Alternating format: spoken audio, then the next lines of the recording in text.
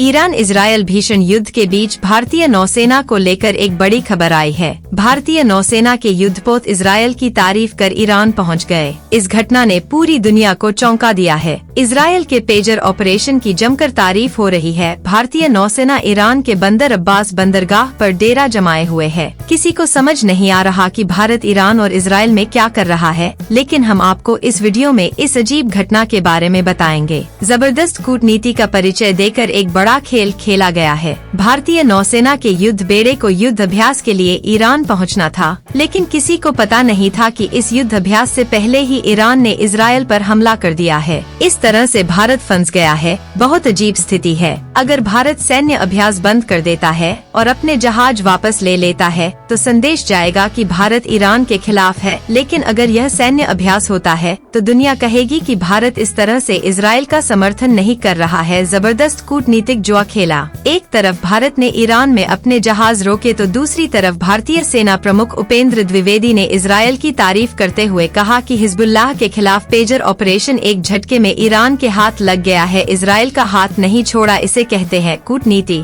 भारत न तो ईरान को छोड़ सकता है और न ही इजरायल को। ये दोनों भारत के रणनीतिक साझेदार हैं, जिनमें से सबसे महत्वपूर्ण है चाबहार डैम अंतर्राष्ट्रीय उत्तर दक्षिण परिवहन गलियारा है, जो रूस से शुरू होता है और ईरान के रास्ते भी भारत आता है। इसलिए ईरान भारत के लिए बहुत महत्वपूर्ण है। लेकिन यह देखना दिलचस्प है कि ऐसा ही एक गलियारा इजरायल के रास्ते भारत तक पहुंच रहा है। अंतर्राष्ट्रीय मध्य पूर्व यूरोप आर्थिक गलियारा है। यह भारत और इजरायल को यूरोप से जोड़ेगा, यानी भारत के लिए इजरायल भी महत्वपूर्ण है। ऐसा कहा जाने लगा है भारत एक ऐसा देश है जो ईरान और इजरायल दोनों से बेहतर है। भारत मध्य पूर्व में एक महत्वपूर्ण खिलाड़ी है। ईरान के राजदूत ने कहा है कि पीएम मोदी ने हमेशा शांति की वकालत की है और इस बात पर जोर दिया है कि यह युद्ध का युग नहीं है। वह इजरायल को जवाबी कार्रवाई न करने के लिए मनाने की कोशिश कर रहे हैं।